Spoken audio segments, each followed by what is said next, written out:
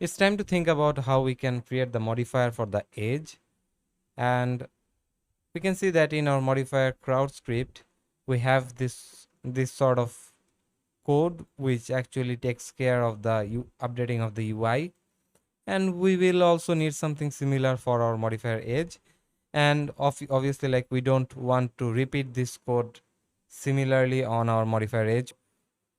The first thing to do is that we'll extract this thing into a separate view class. So now we have this modifier view class that actually takes care of the visuals, and we can reuse this on our modifier edge later on. Let's move to the player shooter class. And if you remember correctly, we had this variable that actually was passed down to shootable, which actually defined the amount of damage it would do per hit on enemy. And what the edge modifier does is basically improve the quality of the weapon, and with the quality of the weapon, this damage per hit variable should increase. And what we can do now is, here we have added a helper function which actually updates the age of the weapon, and here we have this age variable which I'm calling here. And what it does is it actually adds some damage to our active weapon. So for example, we are passing down this damage per shootable value here. It is calculated by adding the base damage per shootable and also another value that's dependent on the year, so that our year has an impact on on how much damage the weapon should make. And having said that, we have a base layout to create our edge modifier. This is what our modifier shootable year would look like in general. Like, we have a variable that actually defines how much year we should add. We can get the player crowd from the player controller, and we can go through all of the shooters that we have under our player crowd and update the weapon year. And obviously, like previously, we saw this function and what it does. I have some triggers laid out here with our modifier crowd and also our modifier shootable year. And if we press play, we can see a basic game mechanic that has come to life. There's the multiplication of people, negation of people, multiplication of year. And of course, like, with the visuals, we can't really see how the shootable values are being modified. But here, if we take one shootable value and see the debug here, we can see that the damage per hit is set to 106. Now let's refactor some code. We can see that here at this point we are going through the shooters of our player crowd, but without doing this here, let's do it inside player crowd. So by doing this, we made our code a bit more clearer and easier to read. So the player crowd has the function add year to the crowd, and it's doing the same thing, but what it also doing in addition to what we did before is that our player crowd now has the year variable, and we can basically use it in any way we want. And obviously, like, one way to use it would be to show it on the screen. So we will take a text field of year text and then update it whenever we are adding year to the crowd. Inside our editor, we have already done that. So you can see in the editor we have a simple year UI, and we can see it working as we go through the year triggers.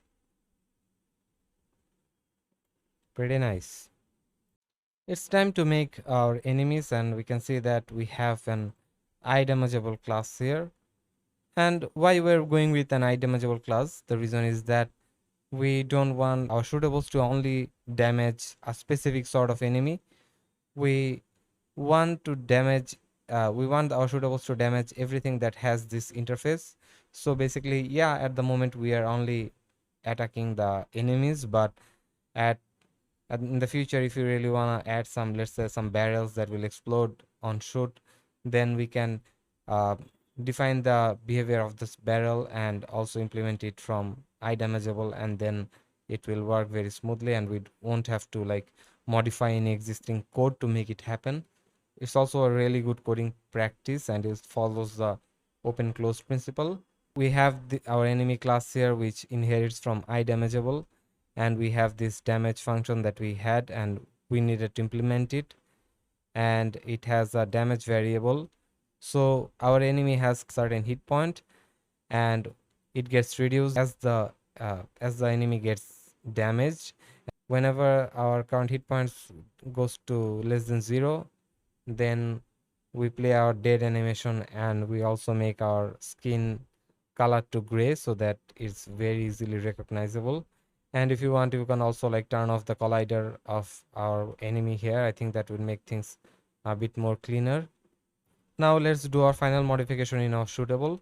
So basically it is searching for a damageable tag which we will provide into our enemy, and whenever it finds that tag, it search for an eye damageable interface, and it will call its damage function, and it will definitely pass the damage per hit. So basically it doesn't care if it's hitting an enemy or whatever, it only affects the eye damageable class holders, right? Inside the editor we have this enemy script attached. We have this collider and also like the tag that says damageable. And now if we play this, we'll see that it reacts to the bullet. At this point our shootable is basically moving infinitely forward, and we want to limit that because in an actual gameplay, whenever the enemy is far out of screen, our shootables can reach there before we even get nearly close to that and kill our enemies. We don't want that to happen. So in our shootable class, we'll have a shootable survive time, which should be around 2 to 3 seconds, and after that it will destroy our shootable. And at this point we basically have a very simple core gameplay of the game.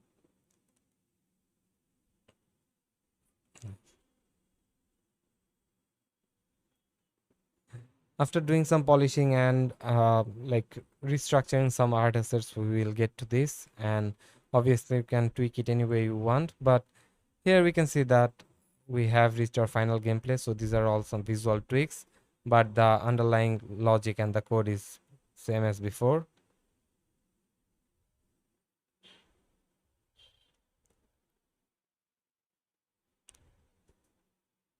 So basically that wraps it up. Let me know what you think and if it actually helped you at all. Thanks and see you.